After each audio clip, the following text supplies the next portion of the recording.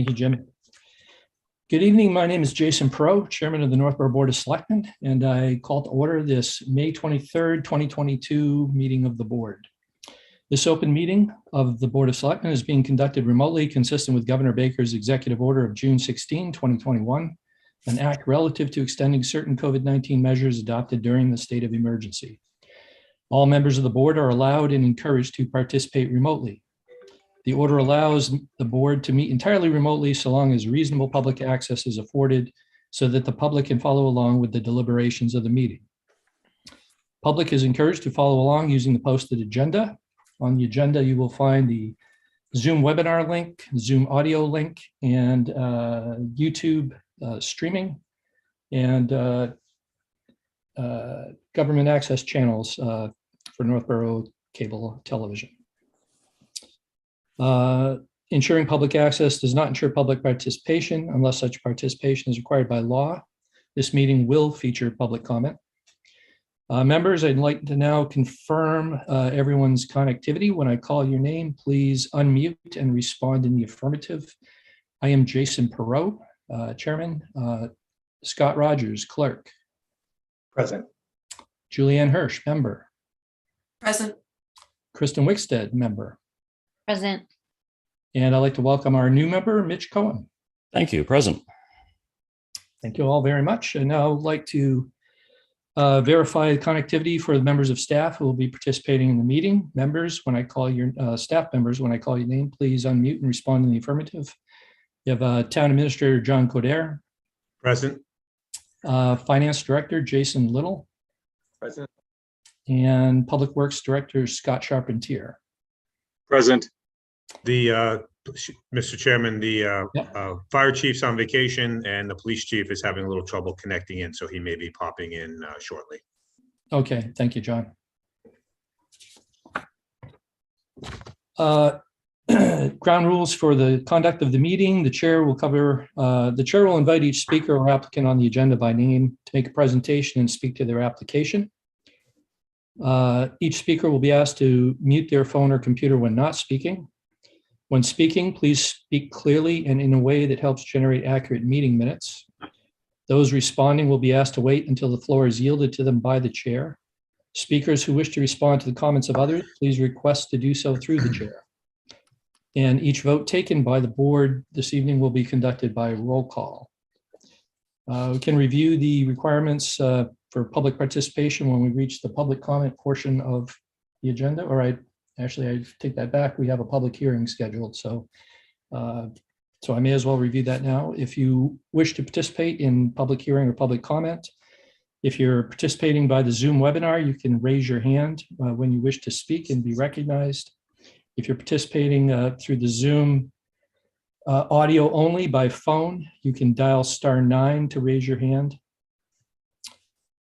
Chair will ask members of the public who wish to speak to identify themselves by name and address, and the chair will call on each person, and each person will have 3 minutes for any comments they wish to present. I believe that concludes the preliminaries.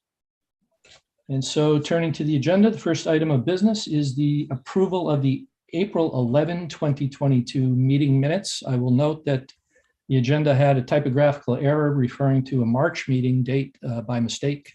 The actual meeting minutes we are acting on here are the April 11, 2022 minutes. Do I have a motion? Yes, Mr. Chair. Oh, go ahead, Scott. Thanks. I move we vote to approve the meeting minutes from April 11th, 2022 as presented. Second.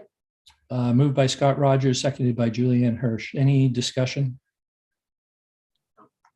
Seeing none, this is a roll call vote.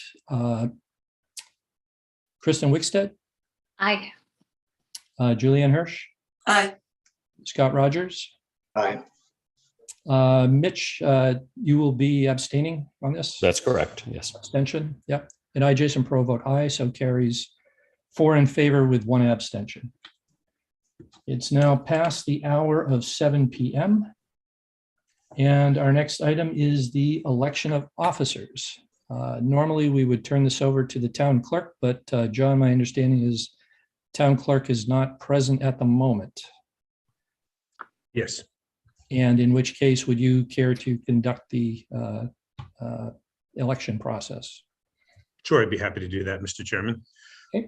So this is your annual reorganization following the election. So first order of business would be to open nominations for chairman. Go ahead, Julianne.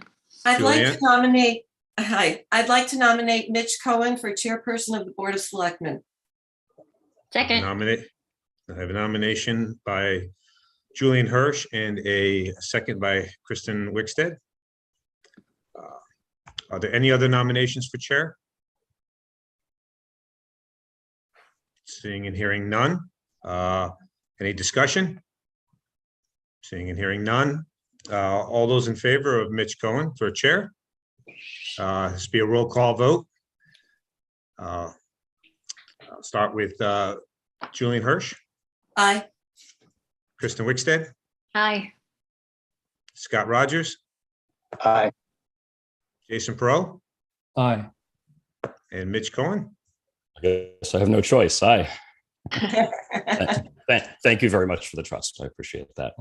Congratulations. Continuing on, I'll open nominations for vice chair.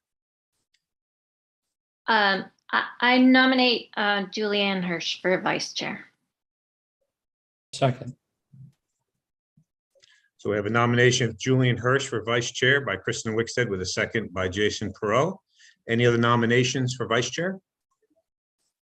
Any discussion?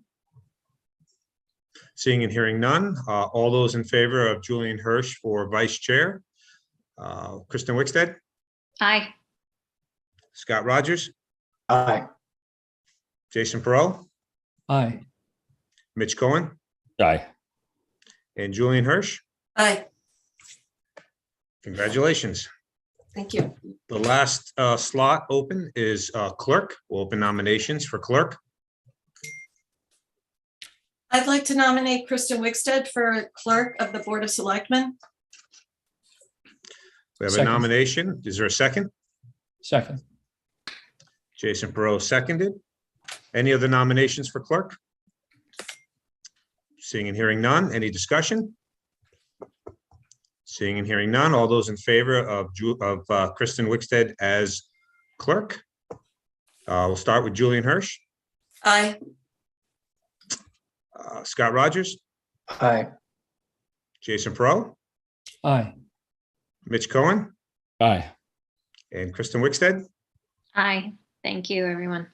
All right, so we have Mitch Cohen as chair, Julian Hirsch as vice chair, and Kristen Wickstead as clerk. That is a new reorg for this for this meeting. So at this point, do we want to turn the meeting over to the new chair? Yes, Mr. Chair, if I may, for a minute. Absolutely, Jason. Congratulations. Look forward to the coming year. The motions that we typically draft in advance of the meeting were prepared earlier. Normally, the chair assigns those motions to the members of the board just to distribute that workload. In this circumstance, I would like to offer to read all of the motions this evening so that we can just bypass that and continue on with the meeting. That's certainly fine with me, given you've had the last 3 years of not having to make any motion. You might as well make up That's for right. it now. Thank you for offering that, Jason. I appreciate A it. backlog. And second, as we proceed through the agenda this evening, I'll be happy to assist with anything that that is unclear or requires clarification. So with that, I turn over the virtual gavel. Thank you, everybody. Next up on our agenda is the public hearing for an all-alcoholic beverages restaurant license as submitted by Northboro Main Street Cafe, DBA C'est La Vie Bistro for premises located at 30 Main Street. I will at this point open the hearing. I assume that, let's see, I still have to get used to the whole Zoom thing, so bear with me. Do we have anyone here or expected? So I have moved Millie over as a panelist, okay. and I believe she is joining now. Thank you very much for helping with that, Jim. Hi, Millie. Welcome. Hello. Hi, everyone. Hi. So we Nice have to open. see you all. We have opened the hearing. This is my first hearing, given this is my first board meeting. So I know that you've submitted all the applications, and it appears from the paperwork that everything appears to be in order. John, is there anything that you wanted to describe to the board before I ask Millie for some comments? Just for clarification, so this is a new license, which is why this is a public hearing. Abutters were notified of the public hearing via certified mail. All abutters, including schools and churches within a radius of 500 feet. Trinity Church was notified of the public hearing since it's within that radius. Also, I would mention that Lieutenant Brian Griffin conducted a background check and has no concerns to report at this time. And lastly, just in case the board is wondering, at this stage, we do have 5 all alcoholic licenses. So if approved tonight, this would take 1 of those 5 licenses. Okay. So Millie, tell us a little bit about what you're planning at C'est La Vie with us, if you could. Well, I think, I'd like to be able to offer a nice glass of wine or something for lunch. It seems very fitting with the French theme, or cortage, something that is, again, a little bit, light. I'm not looking to have anything along the lines of a boozy brunch or anything that's on the heavy side. So we're looking the hours to be basically start offering around 11:30, be done by 2:30, and keeping it kind of simple. But I have had a number of requests for people who ask if we have wine or champagne or once in a while Bloody Marys or things like that. So I'd love to see if we can offer that. But also we do some private events at night, and that's something that I feel that would also open up opportunities for offering alcohol. Excellent. Thank you very much for submitting the thorough application. Members of the board, any comments or questions? Okay, this is a public hearing. Is anyone in the audience? Oh, I see a hand up. All right. Dan Derby, I will allow you to talk, is the button that it says. Dan, what's on your mind? Hello, Dan Derby, 35 West Street. My wife Brenda owns the abutting property at 24 Main Street. We love C'est La Vie. We go there often. I think alcohol license would be lovely. We do have 6 tenants in that abutting property, which is probably about maybe 50 feet from the deck. Yes. So I have some concern about alcohol being outdoors on the deck. And is there any discussion that we can have about that? I don't understand all of licensing, so I'm not sure if that license can go to somebody else if you don't want to manage it, or just preparing for the future. So your hours of operation obviously aren't an issue, but you could, I suspect, do evenings and whatnot. I just guess I have a concern about the outdoor deck and alcohol out there. Sure. I can understand that. Generally what we have are people who are pretty mild mannered. We don't generally get a large crowd that wants to have a sort of a loud time. It's generally going to be wine or champagne, nothing really crazy, I don't think, for the most part. I can see your concern maybe at night if we have an event, but again, our events are generally from 4:30 to 7:30, so they usually don't roll into a huge nighttime extravaganza. But I'd love to have that conversation with you again, for sure. Yeah, that's fine. We had an issue a few years ago when there was some outdoor music and a couple of tenants, but we resolved it. My concern isn't about you managing it. It's maybe the next person down the road that has a liquor license that, can do what they want. So that's my only feedback and concern. Okay. Thank you. Mr. Chairman, if I may, just through the chair, if a license does transfer, that would provide another opportunity for comment. Yes. Yeah, I was going to mention that. I also assume that the terms of the license and laws don't permit folks from taking their wine or anything else and then taking it off site and all those things. So that would be something I assume Millie, you'd keep an eye out for if that ever became an issue. Mhm. Good. Any other questions from either the audience or board members? If not, I'll entertain a motion from our designated motion giver for the evening, Jason. Actually, Mr. Chair, I first move to close the public hearing. Second, Okay, motion has been made and seconded to close the public hearing. I'm just going to make up different order each time. Scott, Aye. Julianne, aye. Kristen, Aye. Jason, Aye. and I also vote aye. The hearing is closed. Thank you. Appreciate it. Mr. Chair, Yes. I move the board vote to approve the application for a new all alcoholic beverages restaurant license as submitted by Northboro Main Street Cafe, doing business as C'est La Vie Bistro, for premises located at 30 Main Street. And further, that the board has determined that the all alcoholic beverages restaurant license will not be detrimental to the educational and spiritual activities of the Trinity Church at 23 Main Street. Second, Motion has been made and seconded. Let's see, Jason, Aye. Kristen, Aye. Julianne, aye. Scott. Aye.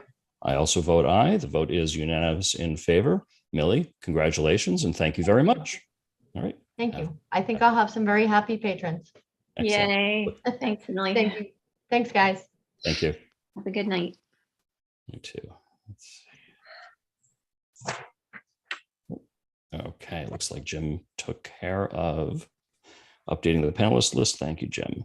Next on our agenda is a change of manager. John, is this a public hearing also or not? No, this is not a public hearing. It's just change of manager. Okay.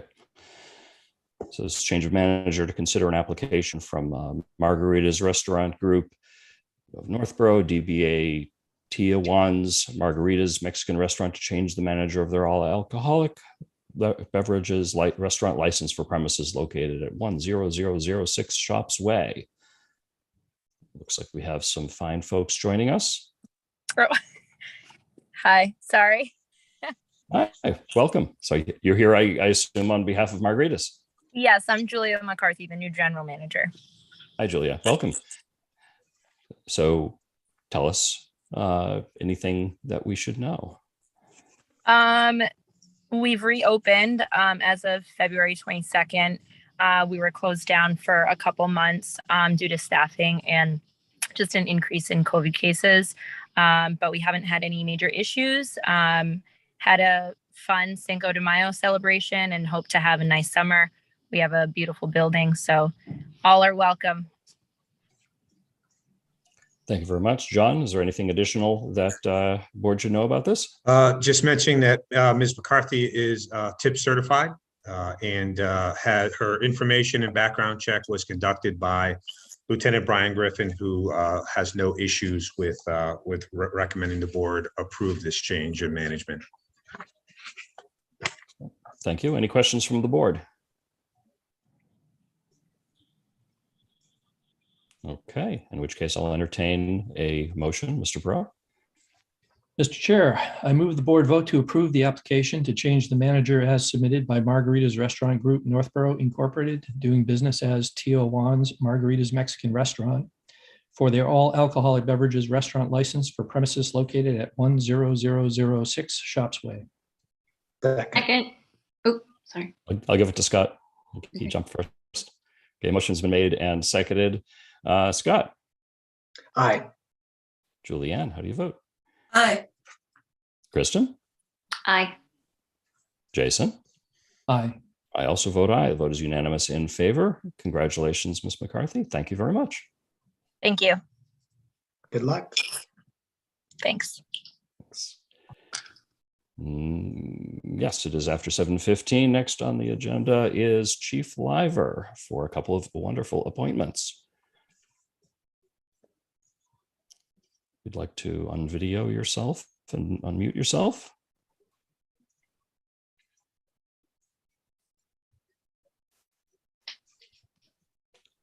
You have to unmute yourself, Chief. There we go. I'll repeat that. Tonight, I'm here before you requesting that you promote Officer Michael Bissett. Michael's been with us for about 9 years. Little history background. We had a promotional process in June of last year. We hired a consulting firm. We do an assessment center, including interviews with a panel of chiefs from far away, not anybody near proximity to us. Written exam, and again the assessment center. We had 3 candidates that qualified to take the exam. All 3 took it. All 3 passed. And you promoted one of the candidates last year, who came out first on the list. And this year, at this time, I'm asking you to appoint Michael Bissett to the position of sergeant. He was the next highest score on the exam. The hiring process, when we do an assessment center, our policy requires that the list be good for a 1-year period if there are multiple candidates. And that's where we stand now. Michael is the second candidate on the list. I have full faith and confidence in Mike. He's been a great employee, and I have no issues recommending him for promotion. Excellent. Thank you. I do see him in the attendees area. Do you know if he particularly wants to come on screen, or should we give him his privacy? Is he on as a attendee? Yes, we should bring him in. Okay. Yeah. Promote to panelist.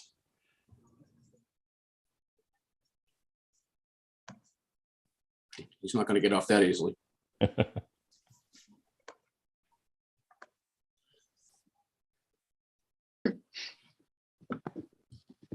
Welcome. Thank you. Very good. I appreciate your interest. And is there anything that any members of the board or staff wants to add before we act on this?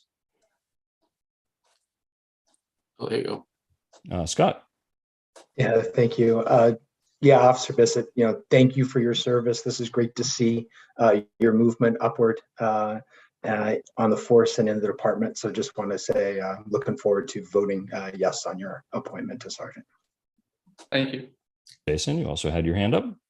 Yeah, I just want to echo my congratulations for what will be a very well-earned promotion. Michael's been very active in the community and very well regarded, and I just look forward to seeing him step up in this position. So appreciate it, Michael. Congrats.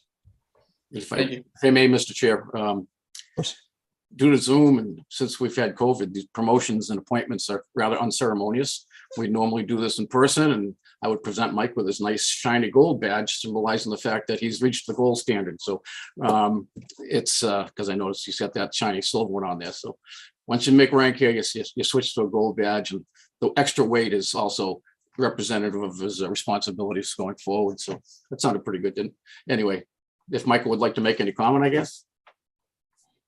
So thank you very much, board, for the opportunity. Thank you. Any other comments or questions? Our designated motion giver, do you have a motion for us? Mr. Chair, I move the board vote to appoint Michael Bissett to the position of police sergeant effective immediately. Second. Okay, motion made by Jason, seconded by Julianne. Let's see, Julianne, how do you vote? Aye. Scott, how do you vote? Aye. Kristen, how do you vote? Aye. Jason? Aye. I also vote aye. Congratulations. Thank you very much. Very good. Thank you. Thank you. And Chief, we have another item on your agenda for another appointment. Okay. Tonight, I am also asking you to appoint Sean Montville, actually back to the police department. Sean's been with us again for 9 years as well. And Sean recently left us to try different pastures, and he realized from afar that our grass was still greener, and he has decided to return. So I'm asking you to appoint him again, effective immediately or for first thing tomorrow, because there's no need for him to have any training. He's all trained and up to snuff. And I know that Sean, unless he's watching, this was kind of short notice for him, so he was unsure if he was going to be able to make it tonight. He's already been through it once before anyway. I do not see his name on the attendees list. So, well, we're very glad that he's coming back. Any comments or questions from the board or from staff? John. I was just going to, sorry, other members of the board. I was just going to say, Sean's a very positive member of the department. Was just so people are clear, he was seeking essentially a promotional opportunity elsewhere and decided to come back. I'm very pleased to get him back and very strongly recommend the board reappoint him as a patrol officer. We're be pleased to have him back as a productive member, and as the chief said in his memo, it's a turnkey. He knows the town. He's ready to hit the streets tomorrow. And as you know, we've had some turnover, and this is going to go a long way to helping the department getting back up to full strength just that much faster. So appreciate the board's consideration. Fantastic. Scott, I think I saw your hand go up. Yeah, thank you. I was just going to say it's great to see what was a loss turn back around and become a win. It's going to be great to have Sean back. I know officers I've talked to, really excited to have him back. So thanks, Chief, for roping him back in on this. No hesitation. Yeah. Anyone else have any comments or questions? Jason. Yeah, I was just going to express the same sentiment. The best person to fill this vacancy is Sean Montville. So certainly a benefit to the force and the town to have him back in the fold and doing the work here in Northboro. So appreciate that. Thank you. We're pleased all around. All right. I see no further hands up. Mr. Motion. Mr. Chair, I move the board vote to appoint Sean Montville to the position of police officer effective May 24th, 2022. Second. Okay, motion made by Jason, seconded by Scott. Let's see, Jason, how do you vote? Aye. Kristen. Aye. Julianne. Aye. Scott. Aye. I also vote aye. The vote is unanimous. Chief, you've got your people. Thank you very, very much. Thank you, Mr. Chair. Thank you, members of the board. Thank you. All right. It being past 7:25, Jason Little, Finance Director, is here to talk about some approvals for a band and an advance. Mr. Little. All right. Thank you, Mr. Chair. I'm here to, again, as he said, ask you to do two things: to vote to approve the winning bid for our bond anticipation note that is being issued, as well as approve in advance effective with the new fiscal year, basically loaning money to ourselves to start a capital project or outlay. Basically, the way municipal debt works is that once a project is complete, we will issue permanent debt for it. Right now, we have no complete projects at this point that don't have permanent debt issued at this point. So we are going to renew bond anticipation notes, or bands as they're called, to provide funding for our capital projects. So right now we have 5 projects covered by the $4.233 million of bands that we are seeking to renew, and 2 of them are new projects that are being issued for the first time.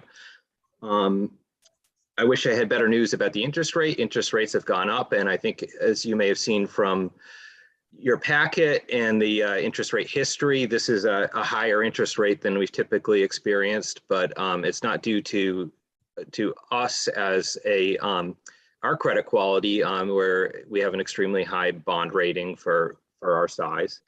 And this is really related to market forces and rates having gone up. And if anybody's gone out, like all interest rates are going up at this point.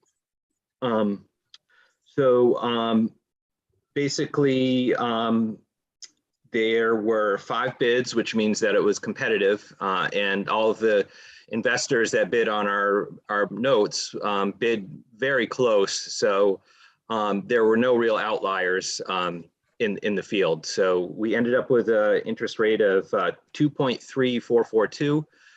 In the past, that rate's been lower than 1%. So again, it's a little disappointing, but it is still the likely the lowest rate possible that we could get on this short-term debt.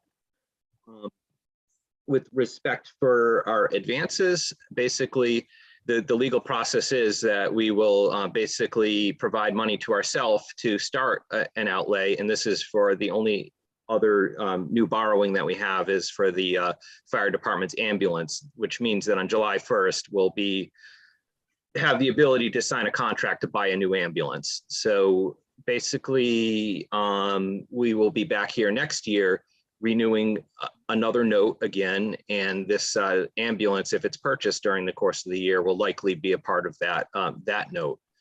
That basically concludes my presentation. If anybody has any questions, I'm happy to answer them. Thank you. Members of the board, any questions? Scott? Yeah, thank you. And Jason, just if I recall correctly, the ambulance, that kind of you're moving money from what comes in as ambulance fees and kind of paying ourselves, advancing that money to ourselves to cover the ambulance? Correct. To answer that question, the question was, are we going to pay for the ambulance with ambulance fees and funds? And that is how the debt service will be paid for the ambulance. Right now, this is just a legal mechanism of making financing available to us to purchase the ambulance. So in the end, in effect, the ambulance fees will be used to pay the debt service for the ambulance. Great. Thank you. If that answers your question. Yeah, that was it. Thank you. Anybody else have any other questions or comments? Julianne? How much of the debt do you think the fees will cover? The entire? It will be 100%, yes. Oh, wow. Yeah. Okay, thanks. Okay, Jason, Borough. Oh, you are muted, sir. Yes. Thank you, Mr. Chair. In our packets, we have the text of the vote, which is very detailed here. I guess the question I have is whether we need to read the entirety of that or just by reference here in our motion that we are accepting that, voting to accept it. John, that's probably a best question for you. Yeah, Jason, I'm going to pitch to Jason in terms of bond counsel. Do they need to read the entire motion as written or just as presented? No, I mean, I believe I provided a motion in the list of motions that just said to accept the vote as prepared by bond counsel, and I believe the vote was circulated. So bond counsel produces that. Again, I believe everybody realizes that the board is going to have to come in person and sign a huge stack of documents. I lost track of who got appointed to be the clerk, but the clerk. But Julian Hirsch as clerk. Okay, I'm sorry, Julian Kristen Hirsch, Wickstead is clerk. We'll sign it. We definitely need you to be in to sign in some special places in the paperwork, but the motion just needs to be made that the vote is accepted. Okay, thank you for that clarification. Okay, I have a question as to whether it was considered to do an actual bond on these items, given the increasing interest rates, whether there's any value to that. My assumption is you did think about this and this is the best way to go forward. So I'm curious to hear that, particularly the White Cliffs is complete as far as the acquisition. Some of the others are still in various forms of completion. Correct. We did consider whether it would be advantageous to issue a bond or not, and there's unique circumstances for each one of the items. I mean, there's five items here. Starting with the White Cliffs. The White Cliffs is a little unique in that there hasn't been a disposition given to that building. We don't know for sure that it's not going to be a taxable purpose for that. So the ban is a tax exempt, so we're likely paying a lower interest rate as a result of that, reissuing it as bans as we go along. If we were to issue a bond, we would likely have to issue that as a taxable bond, not a tax exempt bond. because again, if we were to convey that property to somebody for a private use, that would not be allowed under borrowing laws. The rest of them, the fire station land and design, that's in process. Aspet water tank, and then the other 2 new projects are just things that are in the works right now. So those aren't substantially complete. And, you know, at some point, you know, the fire station land and design, that borrowing is going to be small in comparison to the construction that will come forward in the future. So likely we will wrap that together with that bond when we go out for that. Makes sense to me. Appreciate And it. if I may, Mr. Chairman, there's economies of scale to go out into the market. We have to get rated. It's an expensive and time-consuming process. So we want to wait until we've got a significant amount of debt to permanently finance it. And as Jason indicated, some of these projects are just getting going. You know, we may be needing some of that money to get into design work and permitting costs. And so we want to be careful. If we bond too much prematurely before we're ready for it, we would be subject to arbitrage because they're tax exempt bonds. We cannot generate money through investing. The funds. We get these funds in. We put them in an interest generating account as we wait to expend them. So if there's too much time that passes, will generate too much interest and will actually incur a penalty. So we have to be careful that we time this and coordinate it with the actual need for the outlay of funding. So those are all things that are taken in consideration when we issue bans and versus permanent debt. Makes sense. Thank you, John. Any other comments or questions? Would someone such as Jason Perot care to make a motion? I may do so. Mr. Chair, I move the board vote to adopt the vote as prepared by Loch Lord as bond counsel relating to the approval of the town's June 2022 notes as presented by Finance Director Jason Little. Is there a second? Okay, motion made by Jason, seconded by Julianne. Julianne, how do you vote? Aye. Kristen, how do you vote? Aye. Jason, how do you vote? Aye. And Scott? Aye. And I vote aye. Vote is unanimous in favor. And I believe there's another one for the ambulance. Yes, Mr. Chair. I move the board vote to approve and execute advances in lieu of borrowing effective July 1, 2022 relating to the borrowing authorizations approved at the April 25, 2022 town meeting and as presented by Finance Director Jason Little. Second. Okay, motion made by Jason, seconded by Scott. Any other discussion on this one? Scott, how do you vote? Aye. Kristen? Aye. Jason? Aye. Julianne? Aye. I vote aye. Vote is unanimous in favor. Thank you very much. And our board members will be in tomorrow to do some signing. Thank you. Great. Thank you. I have just a quick question about the signing. So, like, how much time should we give ourselves to, or, sign? Like, you set a giant stack of papers, so that could be 10 minutes. It could be a half an hour. Like, what are we looking at here? I would, depending how quickly you sign, maybe 15 minutes. Okay. Gotcha. Thank you. Very good. Thank you. That concludes that item. Next on our agenda are reports. Julianne, do you have any reports for us this evening? Oh, thank you, Mr. Chairman.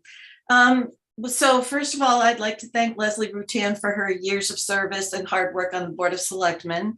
And welcome to Mitch Cohen as the new member, and I look forward to working with you. And I'd like to also extend a note of appreciation to Susie Sedlika and her committee for organizing another successful town cleanup this year. And want to mention that Cultural Council is hard at work organizing a cultural festival called their Culture Fest on Saturday, June 18th. There's lots of information online, so please take a minute to look at all they're working on. It looks like it'll be a lot of fun and very interesting and informative. And then I'd just like to say that after town meeting, which was as usual, well-run and very successful, a few people have commented and reached out that they have some ideas about how to increase engagement and maybe, even improve town meeting a little bit. So I hope that we can discuss that sooner rather than later while it's still fresh on our minds. And that ends my report for tonight. Thank you, Julianne. On that item to discuss, if you could send myself an email, copy John on request for an agenda item, and we'll figure out where to put it. Great. Thank you so much. Thank you very much. Kristen, reports. Okay, I'm not muted. Okay. Oh, well, Julianne, totally. I usually go first. I haven't had to deal with this yet, so I used to go first. So I was also going to thank Leslie for her many years of service to Northboro on various boards and committees. I know she was on the Board of Selectmen. She was also on the school committee for a while. So and probably something else too. I wouldn't be surprised. And then congratulations and welcome to Mitch. I also got some information that the scholarship committee is giving out $1,800 in scholarships this year to 5 Northboro residents who are high school seniors. They are looking for 3 new members. A few of their members are stepping down, so we could use some more people on the scholarship committee.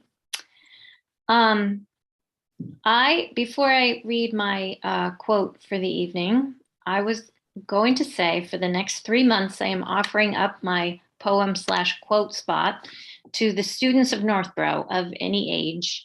If parents or guardians or the students themselves, if they're older, email me a poem or a quote. If I get more than one, I will choose, or if I don't, I will just read what I get and add it to the end of my report instead of coming up with my own, for a little twist on my own report. And also just for the summer, we'll try it out for the summer, see how it goes. I got this quote, tonight's quote, from a teacher friend. It comes from a former student of hers who emigrated years ago from the Republic of Congo and recently graduated from college here in Massachusetts. He shared these words in a short speech to her students.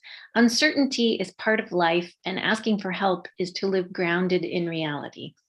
That really struck me, so I thought I would share it tonight. Thank you. Thank you, Kristen. Jason.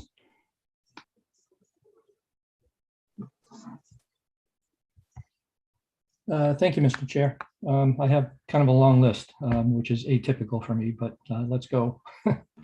First of all, Community Affairs Committee, the Louise School Cleanup Day was once again a success. Appreciate the efforts of all residents who are out trying to clean up the roadways around town, and also the efforts of the Public Works Department to kind of cycle around and pick up all of that debris. Just a very worthwhile endeavor throughout the town each year.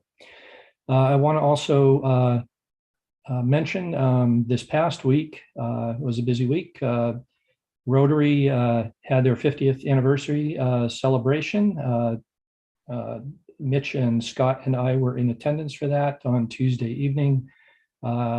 Mary Ellen Duggan received the Paul Harris Award, which is the highest award, I guess, in the Rotary for her community service over the last 2 years, her efforts in health and well-being of the community through the COVID environment. So congratulations to Mary Ellen. Wednesday night, the Northboro Fire Department EMS had their barbecue at the pavilion down at the Ellsworth McAfee Park. So I managed to stop in there and poach a hot dog and just congratulate them and thank them for all the work that they do. Thursday night was the Northboro Southboro Special Education Parent Advisory Council presenting their Go the Distance Awards to educators in the public schools of Northboro and Southboro. There's something like 50 or 60 recipients of these awards, and each of them is nominated by a parent or student who has benefited from the services that those educators provide. So it's important work, And the recognition was well-deserved for these people. On Friday night and a couple weeks earlier on Saturday night, I had the privilege of assisting with the overnight supervision at New England Sports Center for the junior and senior prom, post-prom parties. Successful events. Just happy to be able to provide a venue for the high school kids who are attending the proms to have a safe place to go to afterward. A lot of entertainment. We have bull riding. Food is provided. We have Rink 1 open for ice skating to the extent they want to take their lives in their hands on these terrible figure skates that we hand out. It's just a very enjoyable time for the kids. I think a lot of them appreciate the effort, and certainly for the senior class who didn't have a junior prom last year, this was kind of one last opportunity to experience this event. So I do want to thank Algonquin PTO for all of their fundraising and coordination for the event. I want to thank the volunteers who helped with the check-in, and then particularly the overnight supervision. It's very difficult to find volunteers to do that. So we appreciate the people who did turn out to make that possible. And most of all, Sue Destler, who is one of the primary coordinators for the event. She does also serve on the overnight team. She's been doing this for like 20 years. Her youngest child last graduated from Algonquin in 2013. So here we are 9 years later, and she's still putting in this effort for the benefit and the safety of our high school kids. So I just want to thank Sue publicly. Somewhere interleaved in there, we had an annual town meeting and an annual town election. So I want to thank Town Clerk Andy Dowd and Assistant Town Clerk Karen Wilbur for their efforts to coordinate those things. It's a lot of work for them to prepare and to conduct particularly the town election. So I just want to acknowledge them and all of the town meeting volunteers and election workers who carried off those events. I want to also thank municipal staff, John, Jason Little, Scott Charpentier, Police Chief Will Leiber, Fire Chief Dave Parenti. They just do a terrific job to get our budget in shape for town meeting, get that presented clearly and effectively, able to answer questions from people at town meeting who are looking for more information or clarification about some of that. It's a tremendous amount of work to get us to that point. So I just want to thank them, thank the board and committee members who participate in the process, and then of course thank all the residents who attended town meeting to participate and to get us through another cycle. And also town moderator Fred George for conducting the town meeting. Moving to town election, I want to congratulate the electees. We have Fred George for town moderator, Mitch Cohen here on the Board of Selectmen, Bill Pierce on the planning board, Joan Frank on the regional school committee, and Bryce McKnight on the Northboro school committee. So congratulations to all of them. Look forward to the work that they will be doing in town. And then I want to mention two more people. Michelle Gillespie, who served on the planning board for 6 terms, 18 years. Michelle, in addition to her service on the planning board, also is a member of Borough's Cares for Troops, and also is a member of and I think the chair of the Applefest committee, which is not a municipal committee, it's just a local group that does all of the organization and planning and logistics for conducting Applefest each year. Michelle chose not to run for re-election this year. I do want to thank her publicly for her many years of service and her continuing service in these other endeavors. And then finally, of course, I want to mention Leslie Rittan, member of the Board of Selectmen. Leslie served 6 terms, I believe, herself on the Board of Selectmen, 18 years, plus 4 years prior to that on the school committee, and then had worked in various capacities on feasibility committee, on school PTOs. She continues to serve on school council. She's had a long record of service, particularly with her association to the schools. Here on the Board of Selectmen, she has been liaison to one or both of the school committees, Regional School Committee or Northboro School Committee over her tenure. And she served as the chair of the Lincoln Street School Building Committee when Lincoln Street was renovated back in 2015 in that timeframe. So a great deal of work, a great deal accomplished over her tenure. I certainly appreciate it. She was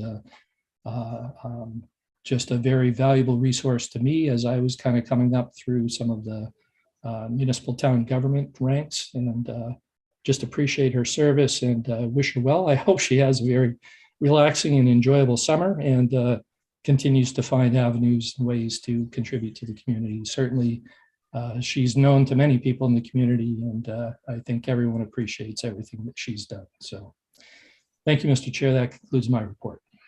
Thank you, Jason. Scott, any reports?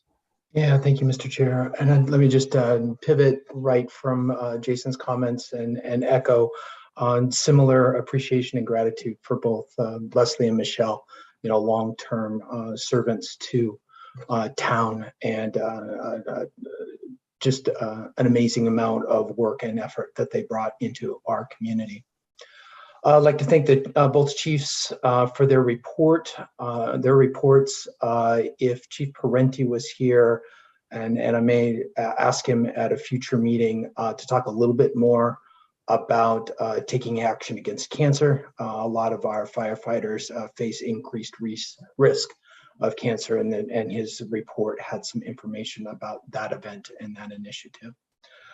There was a series of transportation and public works webinars.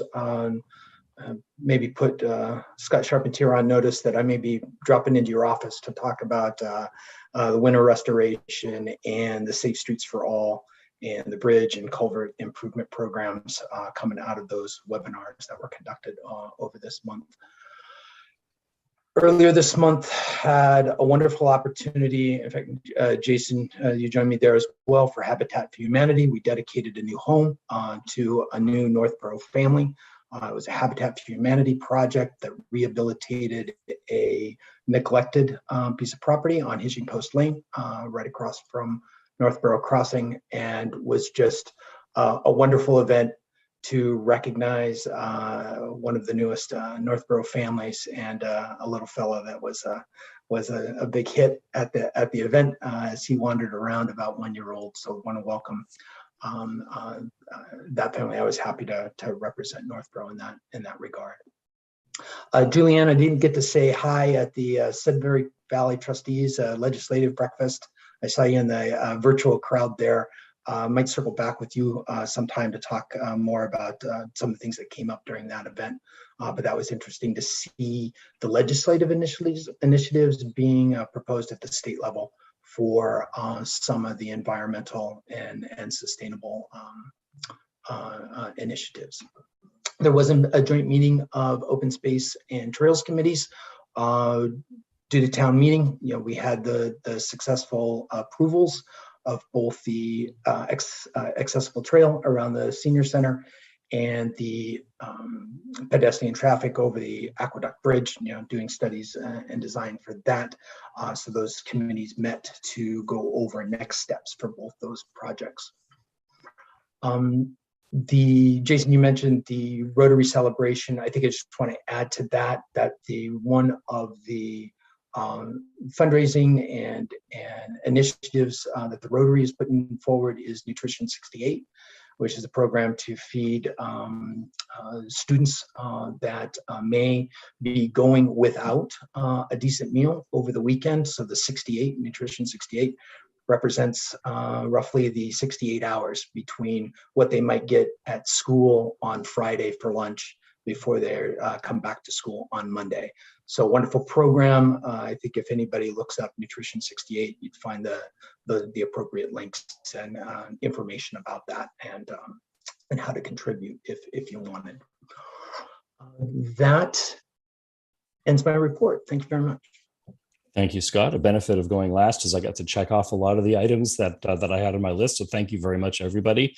Excuse me. I understand the Assabet Park Playground is reopening this coming Saturday morning, which is excellent. The 28th of this month, and looking forward to seeing, obviously anyone who's driven by has seen the wonderful progress that the DPW and Recreation have put forth on that. So I'm looking forward to seeing the little kids run around in there. I attended a meeting of the Family and Youth Services Committee last Thursday. It was eye-opening regarding some of the mental health issues that they talked about that our youth are experiencing, and I'm sure that they will be talking about those many times in the future, and wouldn't be surprised if that bubbles up to us at some point. And one of my favorite things in town are events at our local library, in particular authors that come in to read books. We have something scheduled at the library on Saturday, June 11th at 10:30 in the morning for a wonderful new children's book called Miss Rita Mystery Reader. And who's that author? Oh, Kristen Wickstead. I think I've heard of her. Has co-authored a fantastic new children's book, and we'll be talking, both reading from it and I think hopefully talking about it a little bit that day and time at the Northboro Free Library. Thank you. That concludes my report. John, did you have anything to share? Yeah, just a couple of things. Tomorrow, the Senate will be scheduled to start their debate on the budget.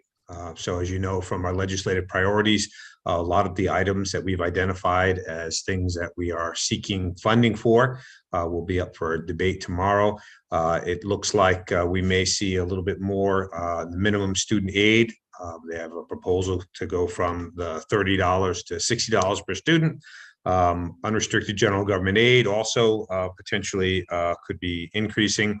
They're not going to be game-changing increases, but every little bit helps. As you know, we have to set our town meeting, our budget before we know what our final state aid numbers. Some of these funding sources will come through certain programs that will in fact impact like the regional transportation that would go directly to the high school.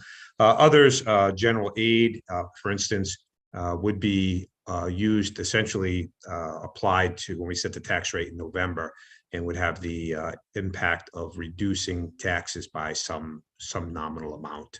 But that is progressing. The good news is all the pressure or discussion is about increasing, not decreasing, as it should be.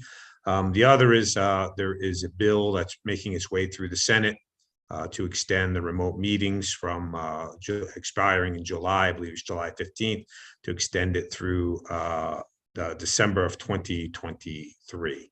There's a few other items on there. As we get a little bit more detail at your next meeting, I'll provide you a little bit more thorough update on the budget and a couple of these legislative items that we've been tracking as they start making their way through the Senate, then conference committee, and ultimately to the governor's desk for signature. So we continue to track those things. At this point in time, though, everything that we're seeing is would have a positive impact on us. So it's moving in the right direction. Not as great or as far as we'd like it to, but at least moving in the right direction. So more to come on that. That's all I have. Thank you very much, John. Next up, we have public comments. So members of the audience that have dialed in, if you will. It doesn't look like we have any connected by telephone.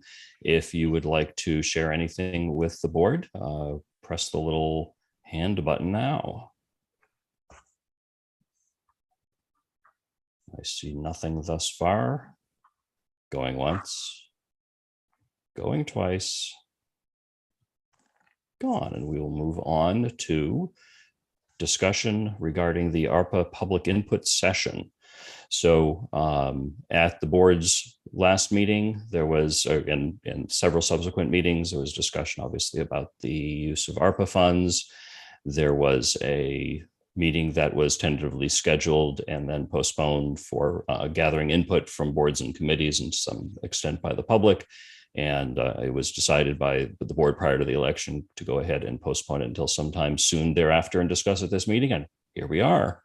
John, I don't know if you had anything specific to propose or if you just want to let the board have at it. Just the only comment that I would make is we would probably want to do it in June. prior to everybody leaving, school letting out, and everybody heading off on vacation. And the only other thing is that whatever the format, I do think it is important at the start of it to have a little bit of a setting of the table. We've done a number of things. There are several grants that we've received or in process. We have the Be Well Northboro initiative. I think it would be helpful at least to frame up kind of where we are at this point, and then have a conversation about where we would like to go. So I would hope that whatever format takes place, that there's a little bit of an opportunity for the staff to set the table in terms of the information that we do have at the moment. And then it's really up to the board in terms of, opening it up to taking public comment or feedback or submissions from, boards and committees for consideration. I'm not sure what process you all have in mind, but there should be some vetting and assessment of the requests. And I would hope that there'd be an opportunity for myself and staff to provide our thoughts and comments on that and provide some information. I know there's been some things that are out there that have been put out there publicly, many of which we are already doing or already exist. So I think there is an educational component to this in terms of understanding what's already been done and then identifying where there may be some gaps and some opportunities. We also, as I said, have there's a lot of grant funding that's out there that's available, and we're tracking and chasing that down. One of the key things with ARPA funding is we don't want to spend our ARPA money if we can use the state's ARPA money, or if we can leverage some smaller amount of our grant to obtain other grants from the state. Sometimes it may need some assistance to package things up, or we may need some preliminary design work or something like that. So those are all things. It's very important that we have a chance to make sure that we're leveraging the funding for the state and federal funds that are also becoming available and will be available over the next year or so.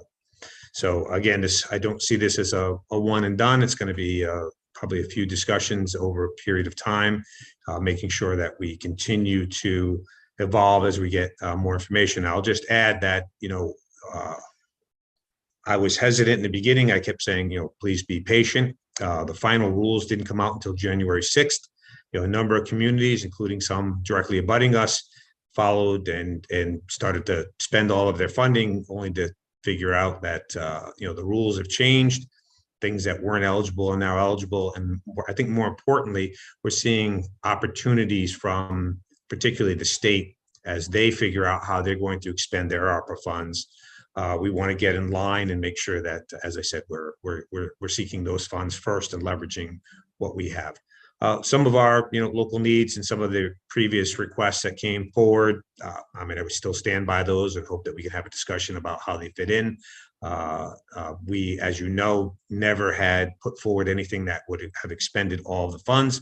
So there's opportunities for discussion really about anything that the community would like to do within reason.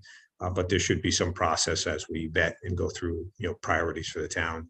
One of the big things, as I've indicated to you back in December, and will again in this upcoming budget cycle reiterate again, is that we are looking over the next several years for some significant projects that are going to have a very meaningful tax impact on us. So we want to take that into consideration as well.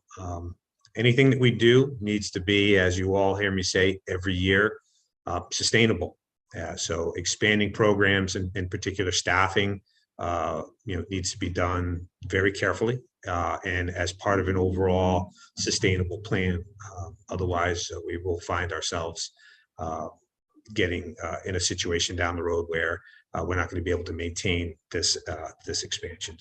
But I think the chance to frame up some of what we're doing now, so people are aware of what's happening, so we don't get duplicative or repetitive requests for things that people may not be aware of. So it's an educational component, and then certainly, opening it up and listening to what the community would like to see or what their ideas are. And I think with respectfully to the board, I think, it's an opportunity to listen, but then we would need to have, in my opinion, a separate discussion and process for how we're going to vet and prioritize these requests in the context of the overall operations of the town. So really, it's just my sense.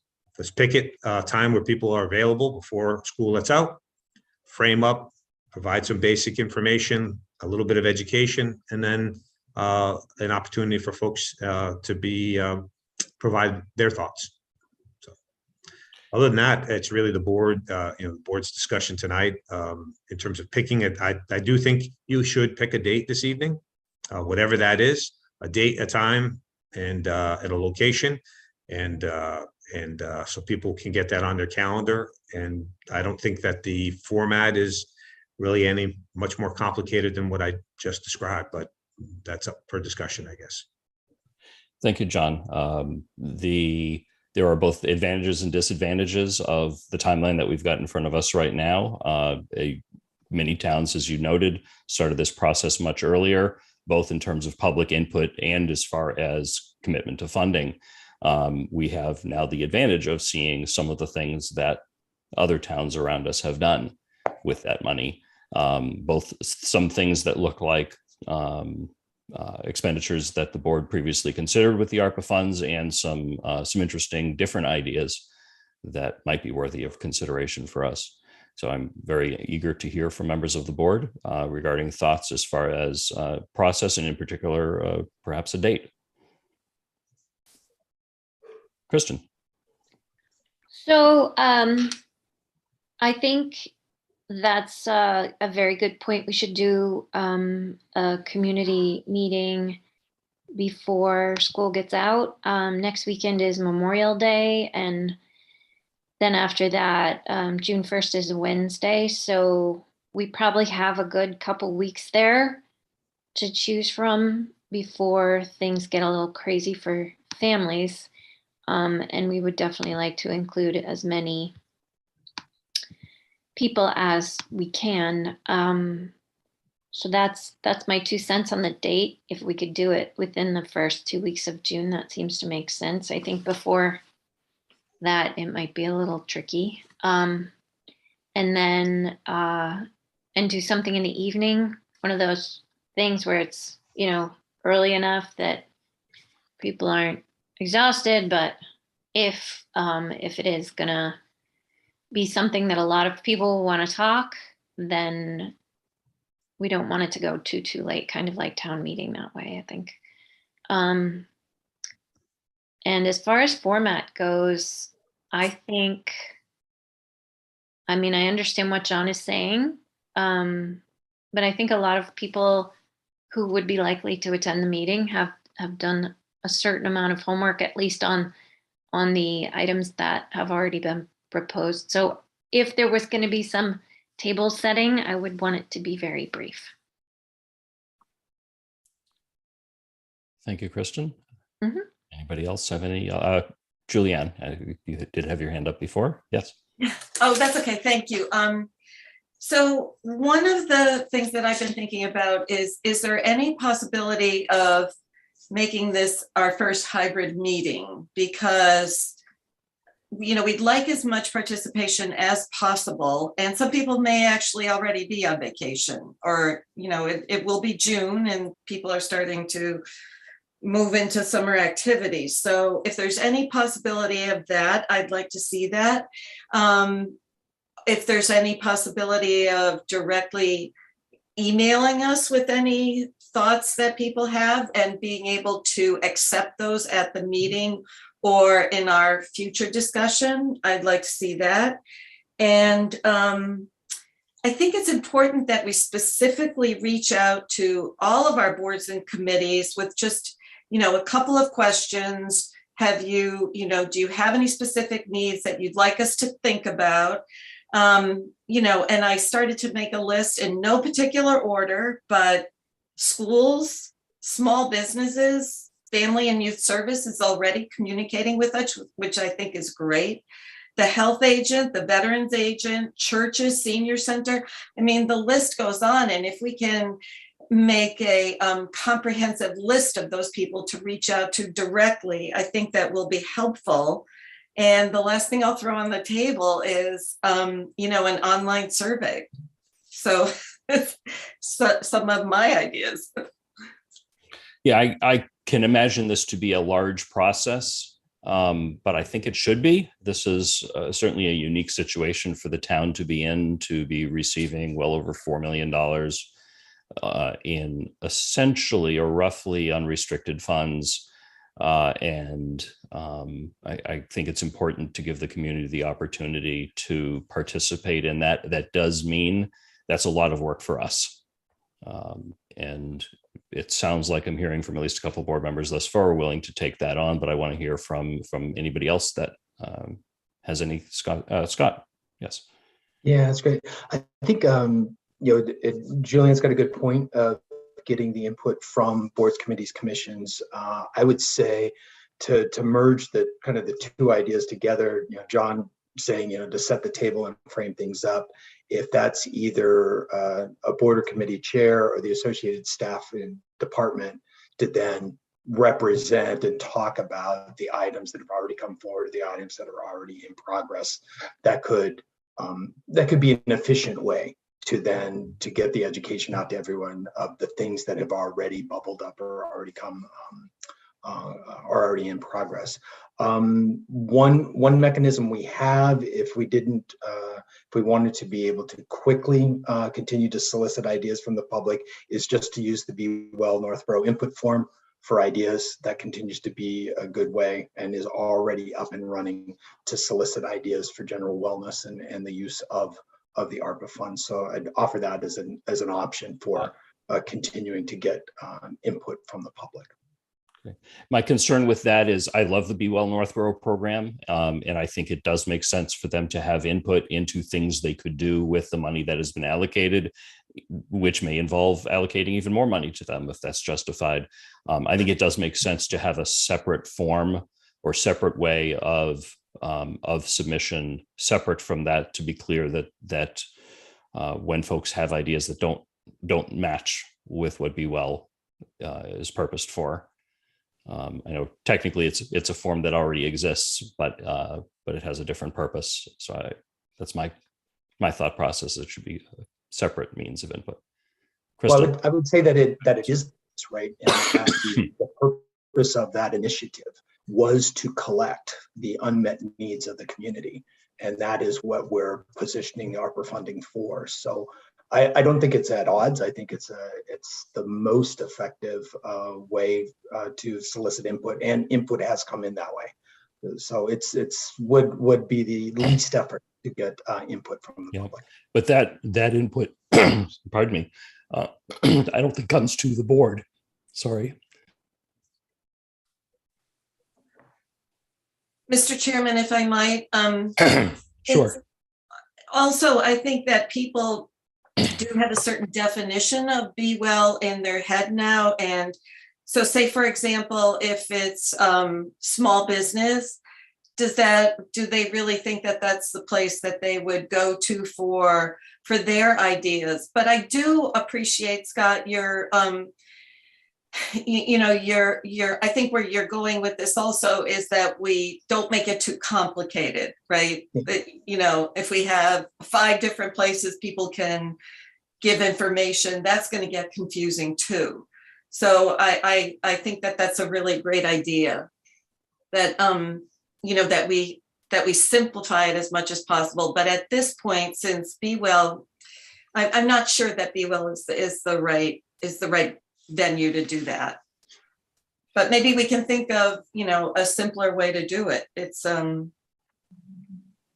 shouldn't be too hard. What I don't know is how complicated is it from the town's IT staff to create another form for input and where that goes and everything. Like, I think we don't have that knowledge here tonight. Kristen. I was thinking, as you all were talking, and you sort of brought it up, Mitch, where does the information go? And then I thought, even if it comes to all 5 of us and John or something, how can we, I don't know, should there be like one point person who kind of gets the information or synthesizes it and then shares it with the world? Like even that we don't know yet, right? Right. We're really, in this approach, we're really starting fresh. Yeah. Okay. If I So if I that's one may, idea, is to have like one person. But Mhm. yeah, okay, sorry, go ahead. Jason? Oh, Jason is muted. Once again, muted. I was just going, well, John, why don't you comment, because I think you were responding to Kristen. I was going with something else, so. why don't Sure, you go? John, go ahead. If that's okay. I was just going to say, we can compile this in sort of in general senses, categorize it for the board's consideration, the submissions that are received. There's a lot of duplication, and some of the input that we received already, I'd say probably about half or more of it was stuff that we were already doing that people weren't aware of.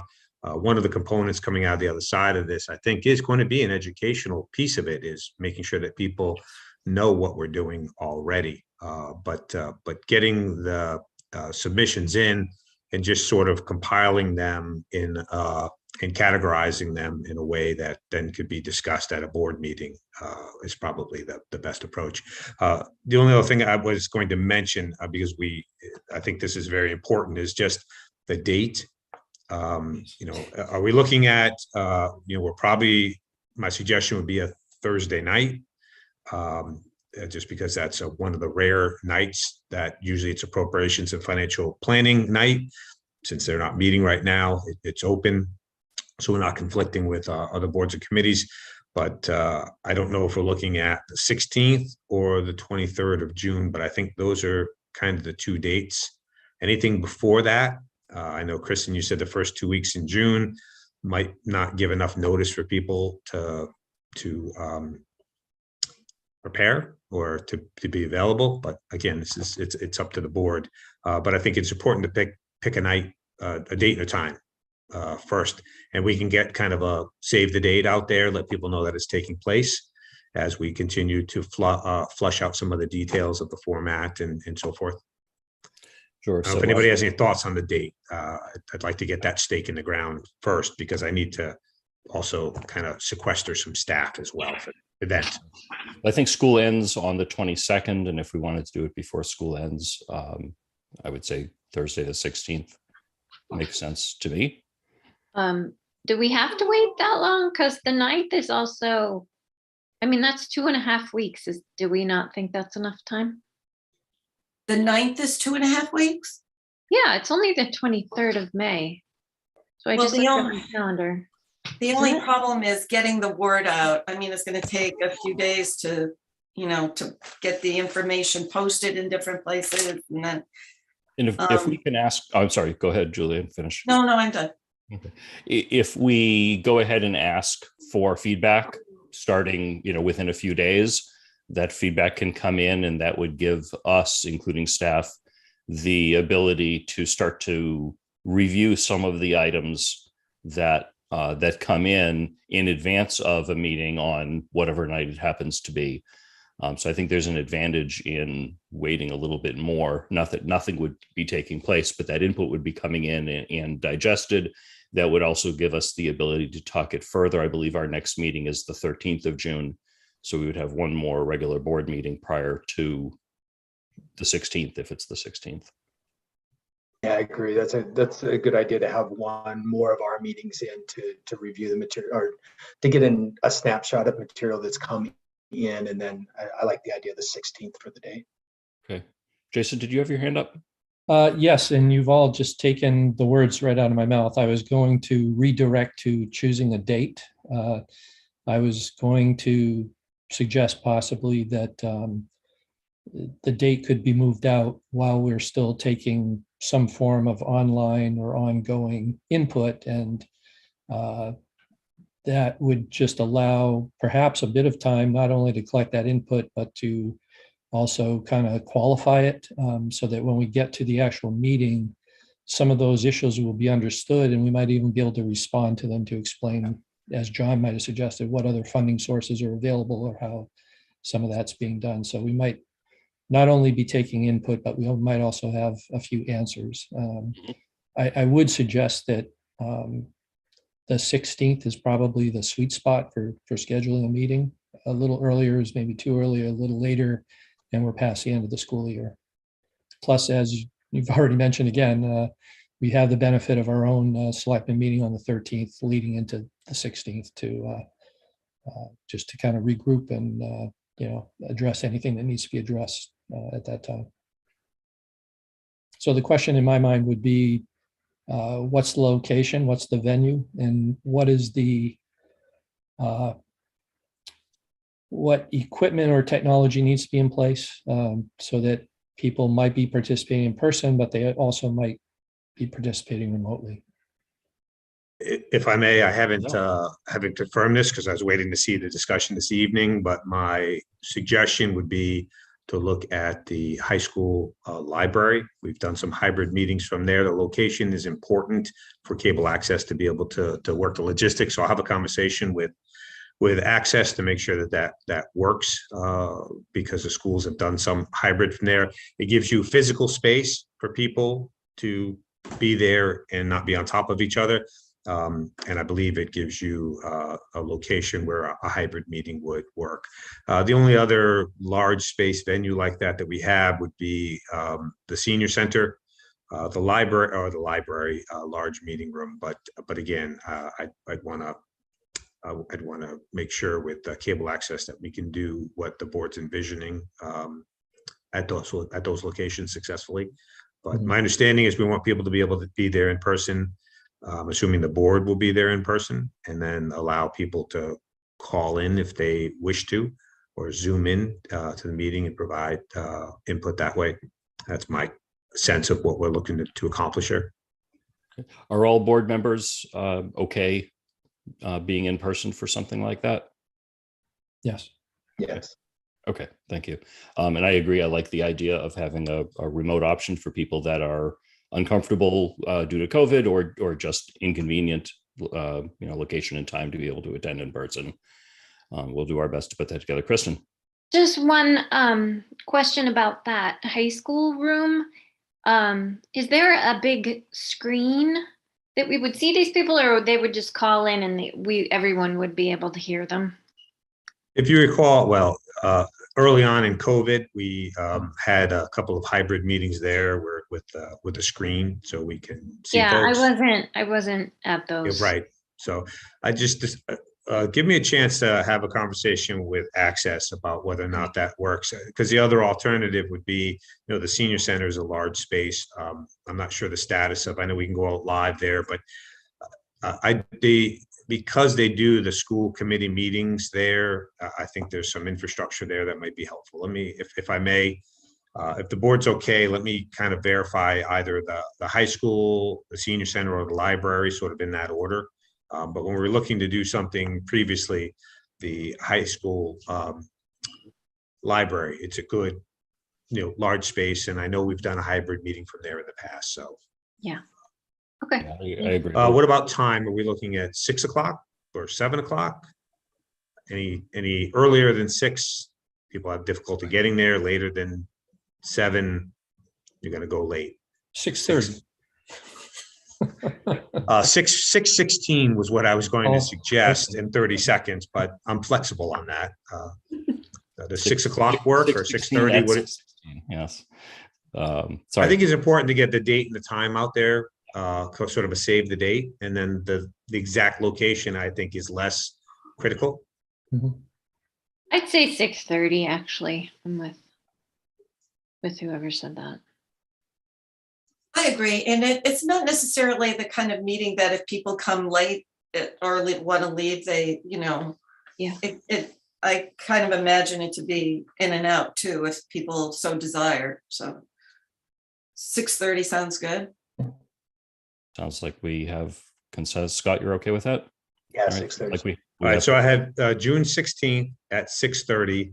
Location to be finalized, but initially starting at the high school auditorium. I'm sorry, the high school library, assuming it's available, or potentially the senior center main meeting room or the library main meeting room. Yeah, I think any location that seems to generally work is probably going to be fine with the board. So we'll work on that. Julianne? Well, speaking of location,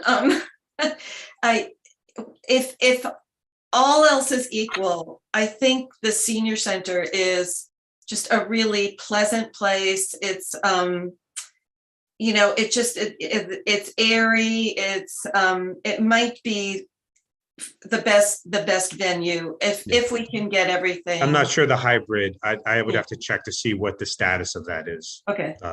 Doing the hybrid from there. That's the only question. Otherwise, that's, it's an easy location.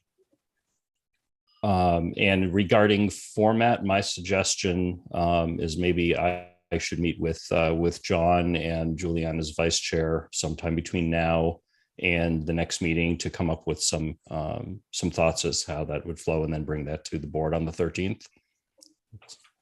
Sound reasonable? The focus of this will be input.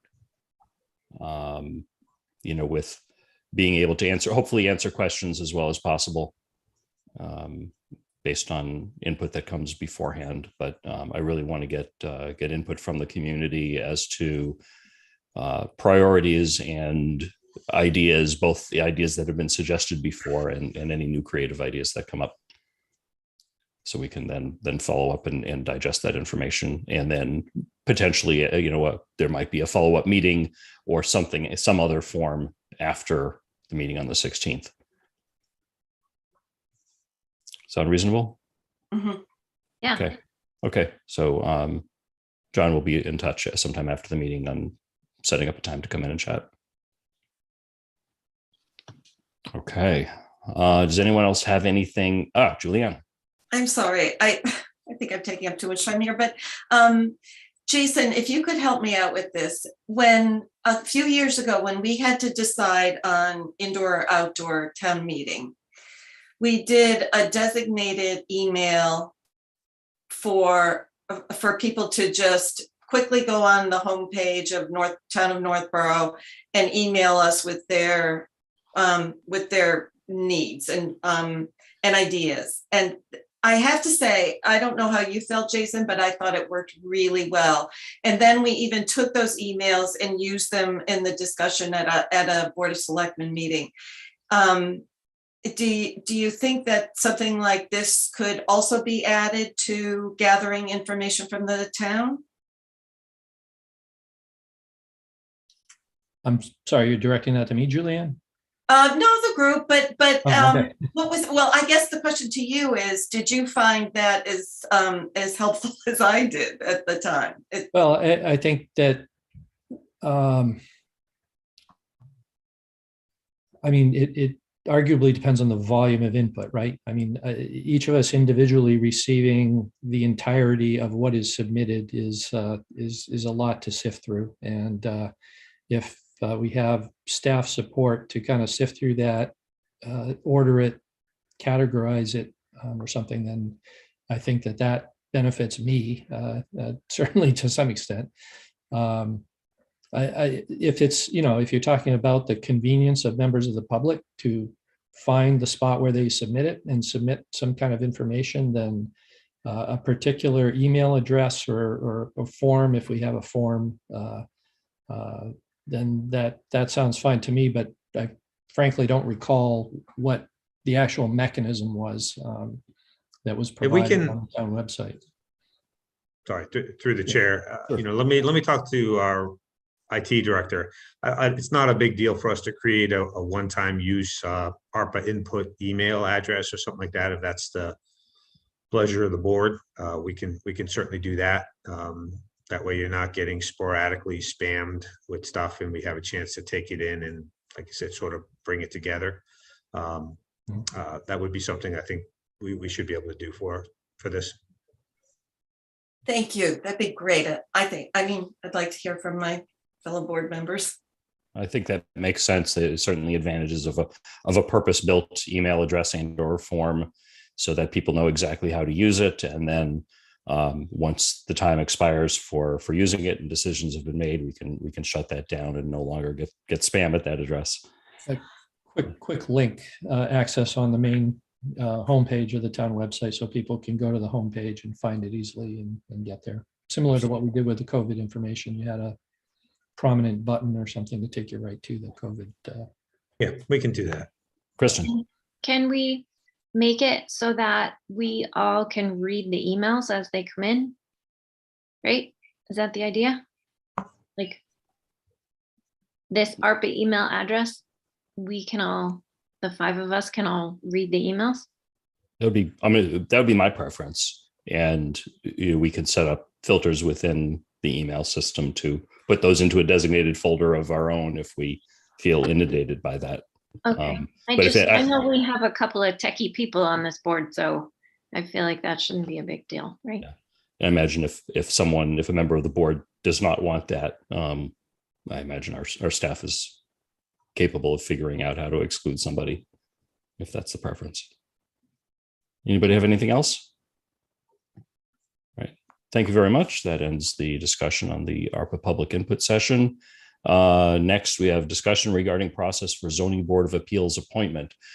So again, at the last meeting prior to the election, there were 2 applicants for zoning board, one a reappointment and one new, but there was only one position, and the board unfortunately deadlocked 2-2 with one recusal, and that was punted off again to our first meeting after the election, and again here we are. John, we haven't talked about this yet. I meant to bring this up earlier. My assumption is that because the person who is seeking reappointment is no longer listed on the zoning board page on the website, that position is now considered vacant. Is that accurate, John? Well, there was no, that person was not reappointed. So right. Okay. At this point, there is no, it's not filled at this point. Okay. So I think the first decision to be made is, do we want to revisit the vote that was already taken, if that's something legitimate to do, or do we want to advertise for the position now that it is vacant and given that the board has taken a vote? One of my thoughts is that if the board is interested in appointing somebody new, the process that we have in place, which I hope we can revisit sometime during the next year, doesn't provide a good way for example, in the case of the zoning board, an alternate to be able to seek elevation to appoint if it is vacant to a full appointment upon vacancy. I'm open to doing it just about any way, shape, or form that the board would like. So any thoughts? Jason. Thank you, Mr. Chair. Considering that the board was deadlocked on the 2 previous applicants, then and given the passage of time since applications were initially opened, I think my suggestion would be to kind of restart the process, advertise it as vacant, take whatever applications from those 2 applicants or anyone else who might be interested at this point, and just kind of repeat the process. I think that confining consideration to the original 2 applicants perhaps isn't the right way to go. And if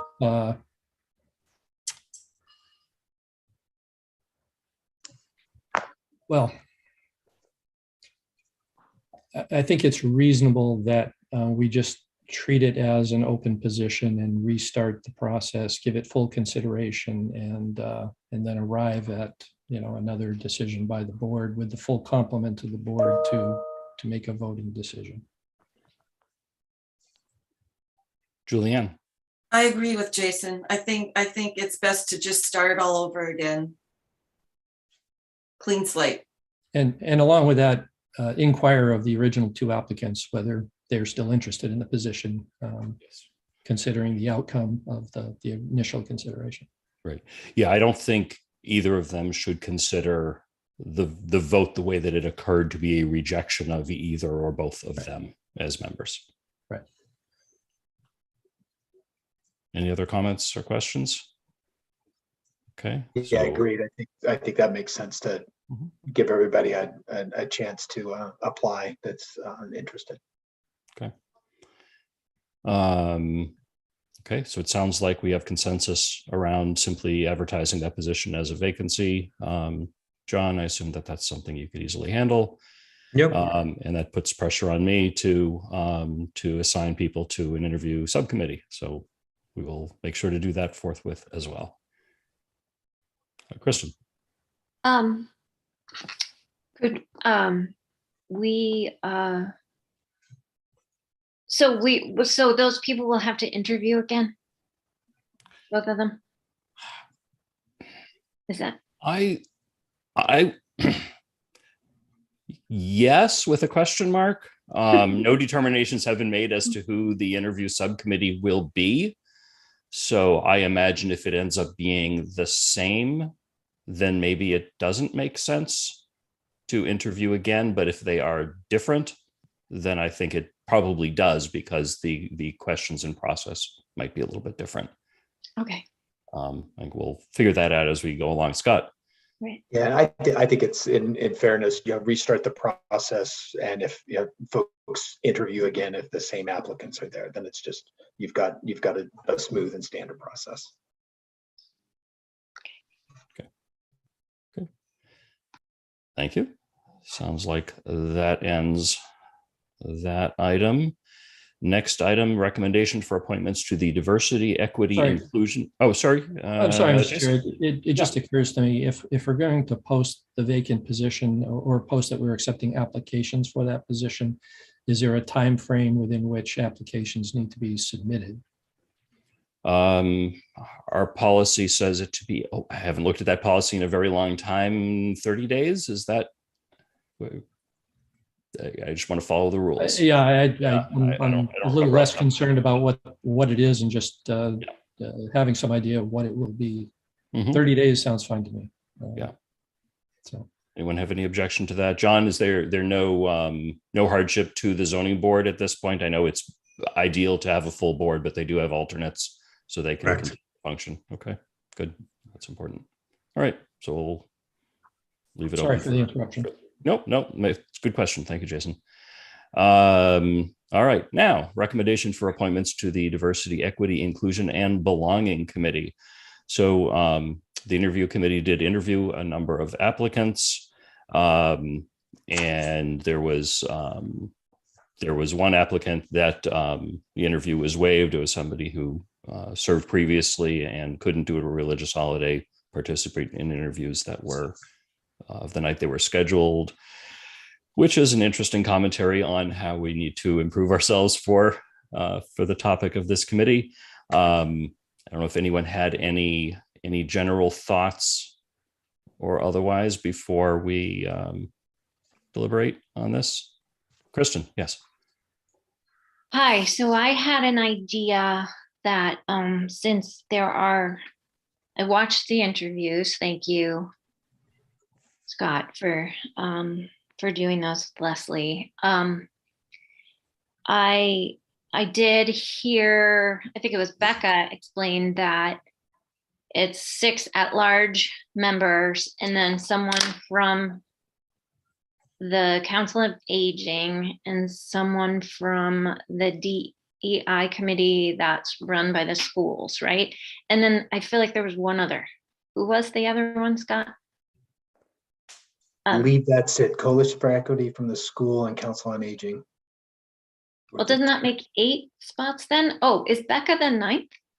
And then town administration and Becca representing the 9th. So she actually has a voting spot on that committee then? That's my Because there's supposed to understanding. be 9 people, right? I can I'll look that up while we're here. Okay, thanks. So, well, regardless, I can keep talking. So we have not enough people to fill the 6 spots. And also we don't know who the Council on Aging or the DEI committee with the schools is going to appoint yet, right?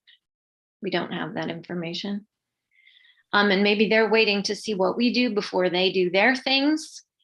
But in any case, we have some really great people, and I really appreciate they all put their hats in the ring. But we have nobody who's Black person. We have nobody who's from the Indian community in Northboro. And those are both fairly good sized communities in Northboro that I think it's really important to, especially to have someone who's Black on this committee.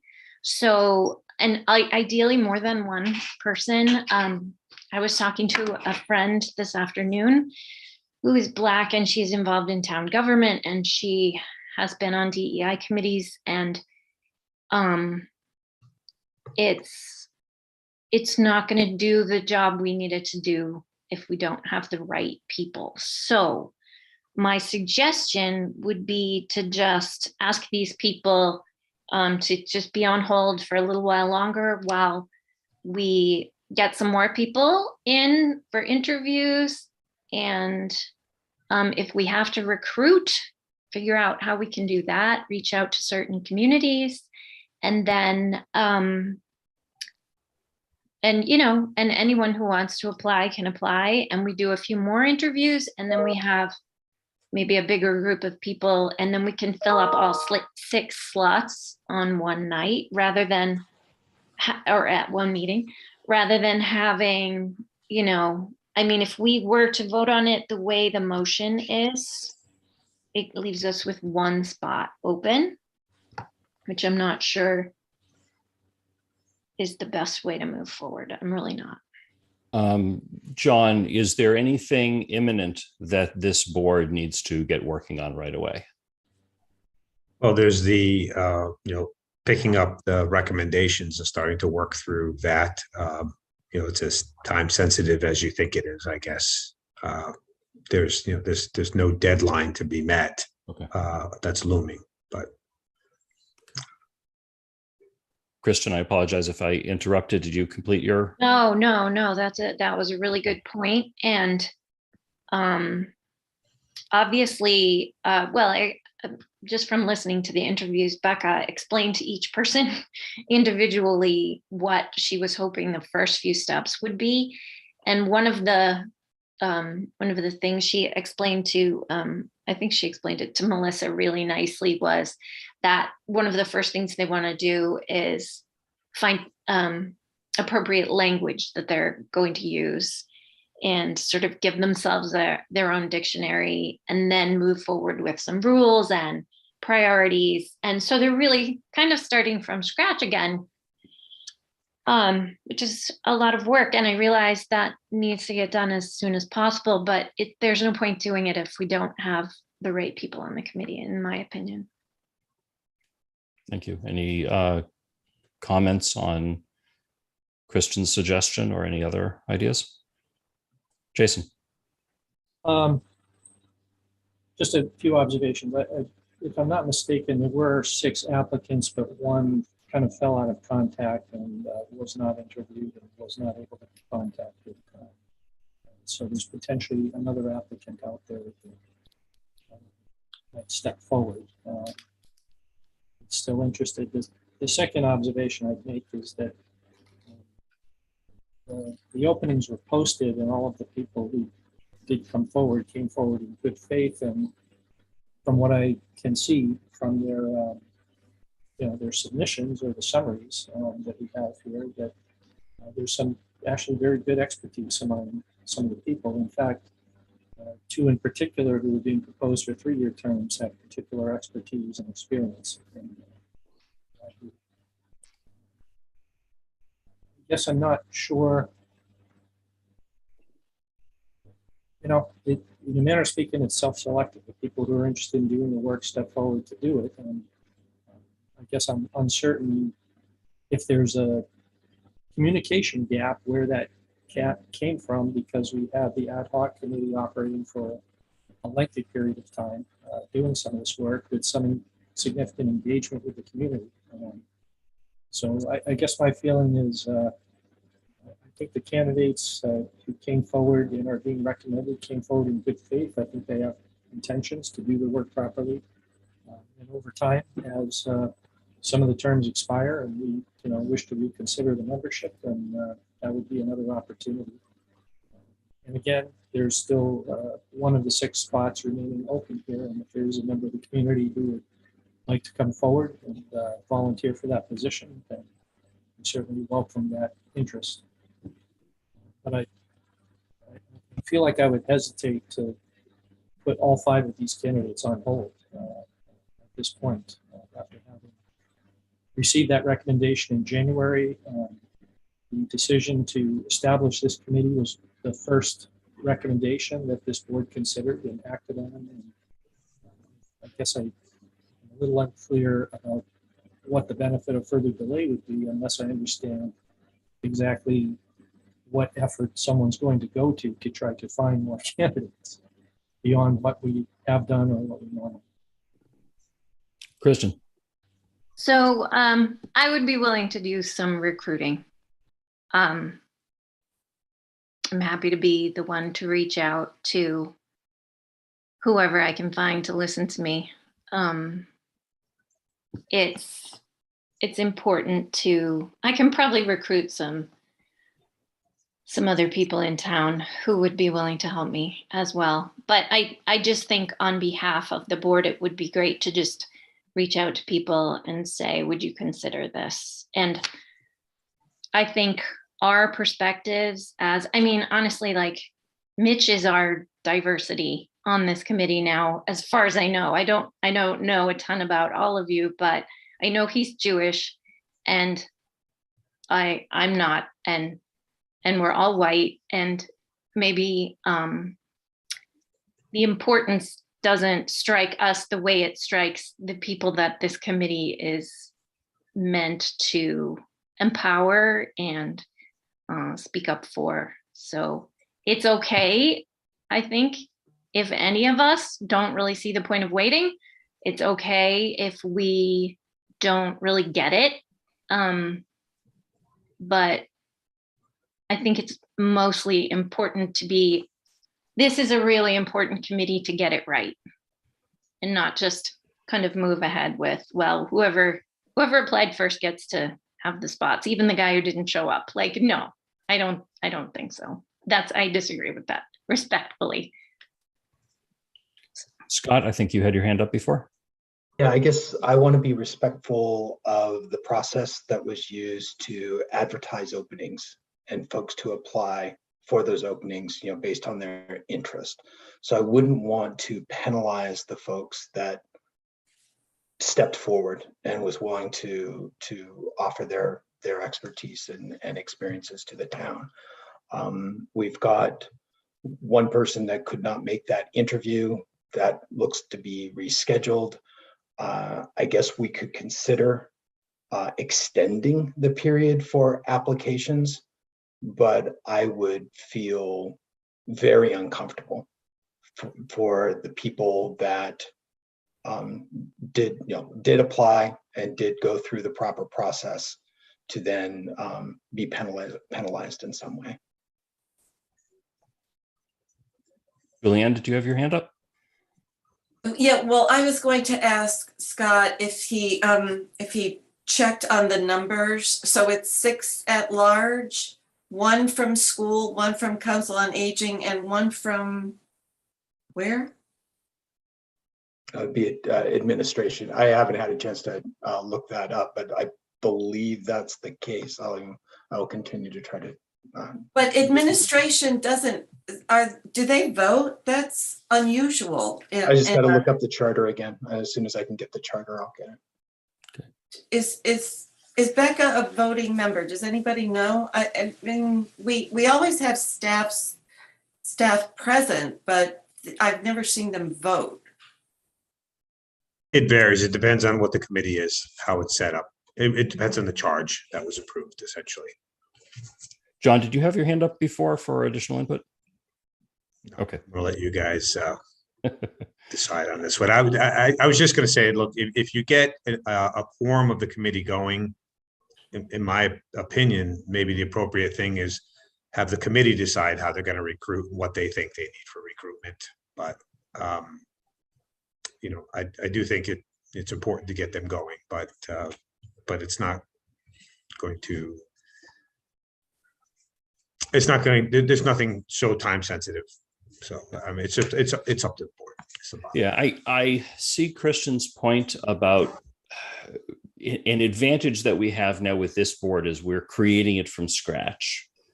And we have the ability to craft, in this case, diversity is extra important for this board. We have the ability to craft the most diverse board and appropriate board as a whole that we can, given the applicants that have been provided. And that does not necessarily mean person A is better or worse than person B, but in the collective whole, there might be, if we get some additional applicants, there might be some representation of the community that we don't have right now. It is not a guarantee we'll get that representation, and I don't want to hold this committee up forever while we wait for that.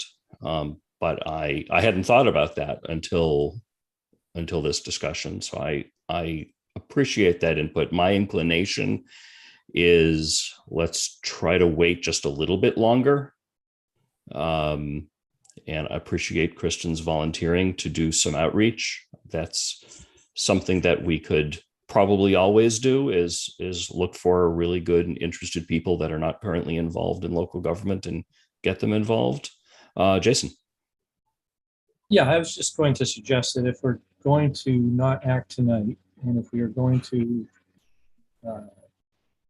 hold out for more applicants or something, then that needs to be, communicated and open to the entire public, not a question Yes. of members going out and strong arming, potentially disinterested people who are doing it because they got strong armed and not because they had a natural inclination to participate.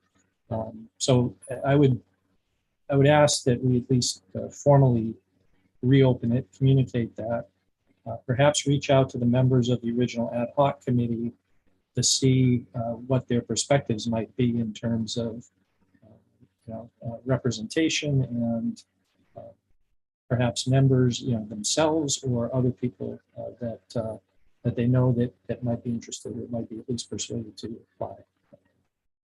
I think they would be the best.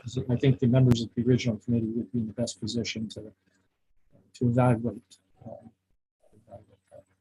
Kristen.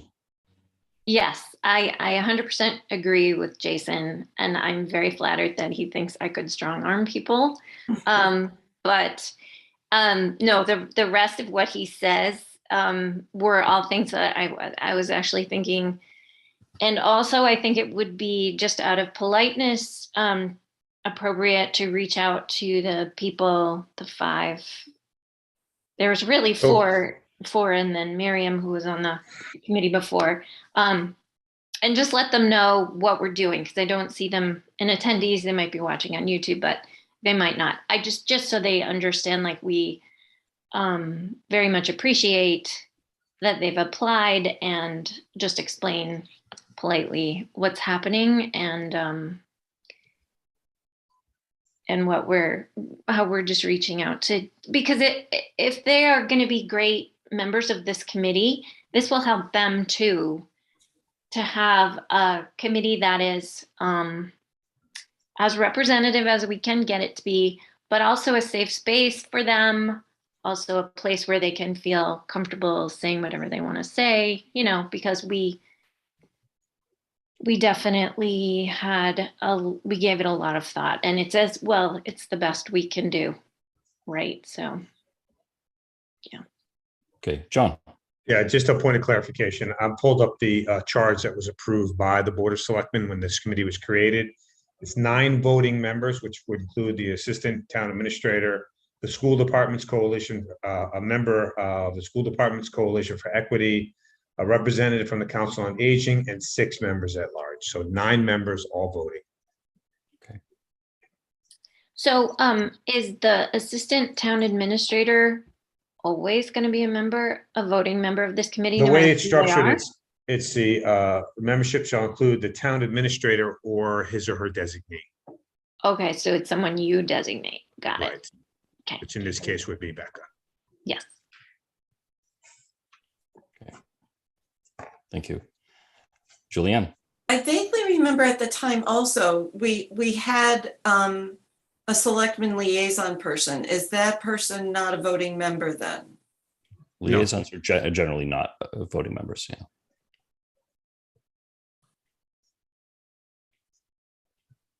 Okay. Okay. All right. I think we have general consensus on holding this open for, do we want to go 30 days again? I think you'd have to. Yeah. Okay.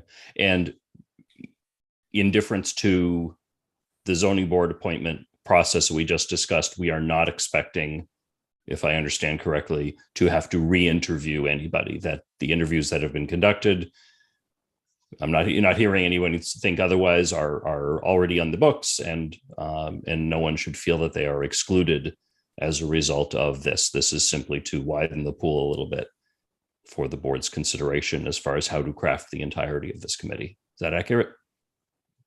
Yes. Yeah. Yes, I may have misunderstood. Mitch, maybe I heard it wrong, but I thought you referred to ZBA as opposed to DEIB. Is that? Well, no, I was referring to the ZBA appointment process that we talked about in the prior agenda item, where we are going to be re-interviewing and saying this is different. Oh, I see. I'm sorry. Misunderstood. I apologize if that was not clear in the way I phrased that. Okay. All right. Sounds like we're good on this item. And now we're on to the always confrontational issue of execution of cemetery deeds. Mr. Motion for the evening. Mr. Chair, I move the board vote to execute cemetery deeds 1144, 1145, 1146, and 1147. Second. Okay, motion made by Jason, seconded by Scott. Any discussion? Scott, how do you vote? Aye. Jason? Aye. Kristen? Aye. Julianne? Aye. I vote aye. Vote is unanimous in favor. Thank you very much. And do we have any other business before the board this evening? John or anybody else? If not, Well, the business this evening, other than a brief executive session. Okay, I will entertain the motion to enter executive session.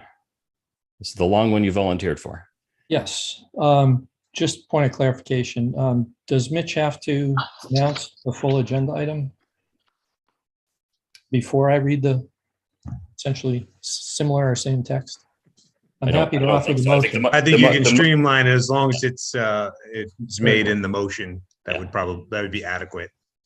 Mr. Chair, I move the board vote to enter into executive session pursuant to Mass General Law, Chapter 30A, Section 21, Subsection 3, Collective Bargaining Strategy Planning, and Subsection 3, Litigation regarding pending land use litigation, the Gutierrez Company versus Northboro Planning Board Land Court Case Number 21, MISC 000046, the Gutierrez Company versus Northboro Planning Board Land Court Case Number 21, MISC 000380, Isometics Operations Incorporated doing business as Steris AST versus Northboro Planning Board Land Court Case Number 21, MISC 000436, and Abu Construction Incorporated and Ka Realty Incorporated versus Town of Northboro and Northboro Planning Board, Worcester Superior Court Civil Action Number 1985 CV 00178, due to the chair's determination that a discussion regarding these matters in an open meeting may have a detrimental effect on the litigating position of the board and the town. Second. A motion has been made and seconded, and I will add that the board will not return to public session following the executive session. Any other discussion before the vote? Julianne, how do you vote? Aye. Kristen, how do you vote? Aye. Jason, how do you vote? Aye. And Scott? Aye.